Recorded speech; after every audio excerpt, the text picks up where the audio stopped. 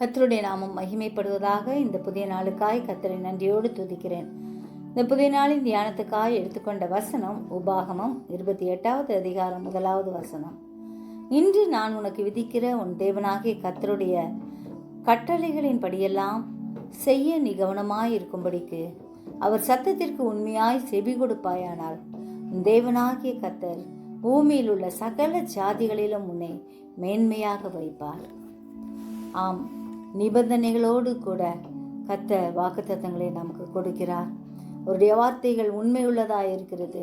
ஒவ்வொரு நாளும் அவருடைய வார்த்தையின்படி நம்மை நடத்துகிற தேவனாய் இருக்கிறார். எனவே கர்த்தருடைய வார்த்தையை இறுக பற்றி கொள்வோம். நம்மை ஆசீர்வதிக்கிற ஆண்டவருடைய பார்வைக்கு செம்மையானதை செய்வோம். வியாதியை நீக்குகிற ஆண்டவர் கூடவே இருக்கிறார். எனவே எப்பொழுதும் அவர் சத்தத்திற்கு செவி கொடுப்போம். நாம் கையிட்டு செய்கிற எல்லா வேலைகளிலும் நம்மை ஆசீர்வதிக்கிற கர்த்தர் நம்மை ஆசீர்வதித்து பாதுகாப்பார். அவரையே நோக்கி பார்ப்போம். ஜெபிப்போமா? ஜீவிக்கிறதான் நல்ல இயேசுவே, இந்த அருமையான நாளுக்காய் நன்றியோடு ஸ்தோத்திரிக்கிறோம் ஐயா.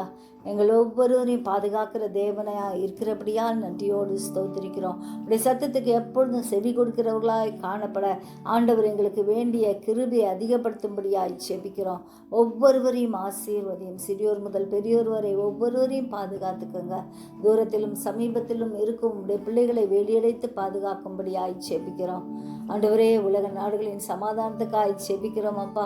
கர்த்ததாமே சமாதானத்தையும் சந்தோஷத்தையும் கட்டளையிடும்படியாய் கெஞ்சுகிறோம். கிருபை சூழ்ந்து கொள்ளும்படியாய் ஜெபிக்கிறோம் ஐயா. எங்களை பாதுகாக்கிற உடைய கரம் ஆண்டவரே எங்களோடு கூட இருக்கும்படியாய் கெஞ்சுகிறோம். வல்ல தேவ கரத்தில் எங்களை பூர்ணமாய் ஒப்பு கொடுக்கிறோம். எங்கள் ஒவ்வொருவரையும் ஆசீர்வதிங்க, வழி நடத்துங்க, பலப்படுத்துங்க. இயேசுவின் மூலம் ஜெபங்கேளும் பிதாவே, ஆமென்.